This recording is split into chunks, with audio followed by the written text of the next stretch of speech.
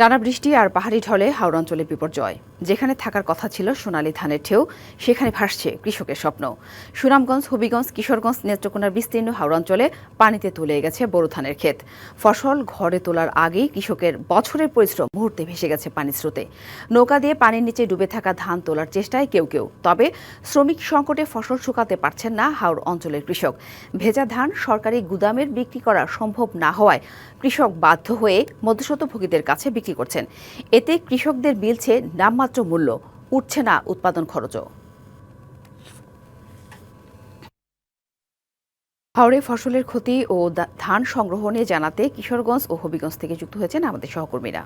প্রথমেই যেতে চাই, আমাদের সাথে যুক্ত হয়েছেন কিশোরগঞ্জের সহকর্মী রাকিবুল হাসান রোকেল। রোকেল, গতকাল আবহাওয়া অনুকূলে ছিল, অর্থাৎ কিছুটা রোদ উঠায় অনেকে হয়তো ধান শুকাতে পেরেছে। আজকের আবহাওয়া কেমন, আর জলাবদ্ধতায় কৃষকরা কি পরিমাণ ফসলের ক্ষতির আশঙ্কা করছেন? একই সাথে জানাবেন সরকারি নিয়ম মেনে ধান চাল সংগ্রহ কার্যক্রমে কৃষকরা ধান বিক্রি করতে পারছেন কিনা, সব মিলিয়ে।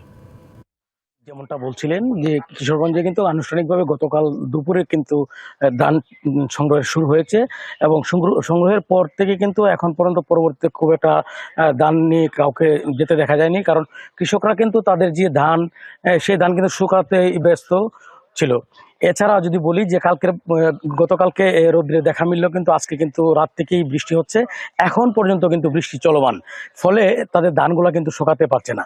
আর সরকারি নির্দেশনা অনুযায়ী, সরকার যে নির্দেশনা, সেই নির্দেশনা অনুযায়ী অর্থাৎ ভেজা বা ধানের যে রং পরিবর্তন হয়ে যাওয়া যে ধান, সেগুলো কিন্তু সরকারিভাবে নেওয়া হবে না। তো নেওয়া না হলে আসলে কৃষকদের যে এবারের যে প্রাকৃতিক দুর্যোগের কারণে কিন্তু তাদের ধানগুলো কিন্তু এমনিতেই নষ্ট হয়ে গিয়েছে। তো সেই হিসাবে বাইরে থাকায় কিন্তু তারা অনেকেই সেই ক্যাটাগরি থেকে ক্যাটাগরির বাইরে চলে যাচ্ছেন। তো এই হিসাবে তারা কিন্তু দান দিতে পারবেন না বলে আশঙ্কা করছেন। আর সরকার নির্ধারিত মূল্য হচ্ছে আপনার প্রতি মণ ধানের মূল্য 1440 টাকা, কিন্তু এখনো কিন্তু খোলা বাজারে কিন্তু ধান বিক্রি হচ্ছে 650 থেকে সর্বোচ্চ 700 টাকা। আবার যেগুলো নষ্ট হয়ে গেছে সেগুলো অনেকাংশে কেউ নিতেও চাচ্ছে না, ফলে অনেকের ধানগুলো কিন্তু খোলায়, সড়কের বিভিন্ন জায়গায় পড়ে আছে এবং এভাবেই নষ্ট হচ্ছে। এবং এসব ধানে কিন্তু চারাও গজাচ্ছে, চারাও গজাচ্ছে 3 দিন 4 দিন আসলে খোলায় থেকে এই ধানগুলো চারা গজাচ্ছে, তারা শুকাতে পারছেন না। যেমন গতকাল রোদ ছিল, আজকে যদি রোদ উঠতো তাহলে তারা শুকাতে পারতেন, কিন্তু আজকে কিন্তু এখন পর্যন্ত বৃষ্টি চলমান, রাত থেকে বৃষ্টি শুরু হয়েছে। আর যদি ক্ষতির যে বিষয়টা আপনি জানতে চেয়েছেন, সেটা হচ্ছে জেলায় এখন পর্যন্ত 10,000 হেক্টর জমির ধান কিন্তু ইতিমধ্যে তলিয়ে গিয়েছে। এর মধ্যে সবচেয়ে বেশি ক্ষতিগ্রস্ত হয়েছে কিন্তু ইটনা উপজেলায়। এই জেলায় আসলে এই সরকারিভাবে সংগ্রহ করা হবে 18,330 মেট্রিক টন ধান, আর এই জেলায় উৎপাদন লক্ষ্যমাত্রা নির্ধারণ করা হয়েছে 12 লক্ষ মেট্রিক টন ধান। সাথেই কিশোরগঞ্জের হাওড় অঞ্চল থেকে আমার কাছে এই ছিল সর্বশেষ। পরবর্তীতে যে কোনো তথ্য পেলে সেটিও আমরা জানাবো আপনার মাধ্যমে। নিশ্চয়ই রোকেল, ধন্যবাদ। কিশোরগঞ্জের পরিস্থিতি জানাচ্ছিলেন আমাদের সহকর্মী রোকেল। এবার হবিগঞ্জের খবর জানবো।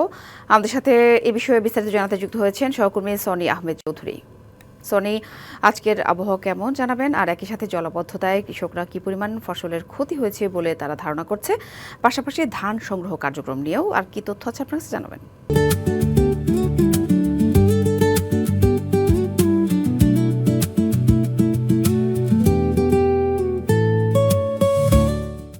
একটু বলেন এই সাথী, ধন্যবাদ আপনাকে। আমি আছি, আমার পিছনেই দেখতে পাচ্ছেন একটি বিস্তীর্ণ হাওর। এখানে আমার পিছনেই দেখতে পাচ্ছেন একটি ধানের খোলা ছিল, সেটি কিন্তু গত রাতের বৃষ্টিতে ইতিমধ্যেই আংশিক তলিয়ে গেছে। এর ফলে ধানের খোলায় যে ধান ছিল কৃষকের, সেটি এখানে নষ্ট হচ্ছে, পাশাপাশি পচে দুর্গন্ধ ছড়াচ্ছে। এরই সাথে এখানে রাখা ধানে কিন্তু চারা গজাচ্ছে। এর ফলে কৃষকদের যে বাড়তি একটি কষ্ট, সেটি কিন্তু পরিলক্ষিত হচ্ছে। একটি জিনিস বলে রাখা প্রয়োজন যে হবিগঞ্জ জেলায় এই বছর অর্থাৎ বোরো মৌসুমে 1,23,644 হেক্টর কৃষি জমিতে বোরো ধানের আবাদ করা হয়েছিল। টানা বৃষ্টিপাতের কারণে এরই মাঝে 11,537 হেক্টর জমি পানিতে তলিয়ে গেছে। এর ফলে কিন্তু প্রায় 20,000 কৃষক ক্ষতিগ্রস্ত হয়েছেন। আরেকটি বিষয় বলা প্রয়োজন যে গতকাল থেকে হবিগঞ্জ সহ 6টি জেলায় সরকারিভাবে ধান সংগ্রহ কার্যক্রম শুরু হয়েছে। তবে কৃষকরা যেটি বলছেন, রোদের অভাবে ধানের খোলা এবং বিভিন্ন রাস্তায় স্তূপ করে রাখা তাদের যে ধান, সেগুলো শুকাতে না পেরে কিন্তু তারা কষ্ট পেতে হচ্ছে। পাশাপাশি আর্দ্রতার মান সরকারি নিয়ম অনুযায়ী যেহেতু 14% হতে হবে, সেক্ষেত্রে ধান শুকাতে না পারলে তারা কিন্তু সরকারকে ধান সরবরাহ করতে পারছেন না। পাশাপাশি তারা বলছেন যাতে তারা সুষ্ঠুভাবে ধান সরকারকে দিতে পারেন সেই ব্যবস্থা যাতে প্রশাসন করে দেয়।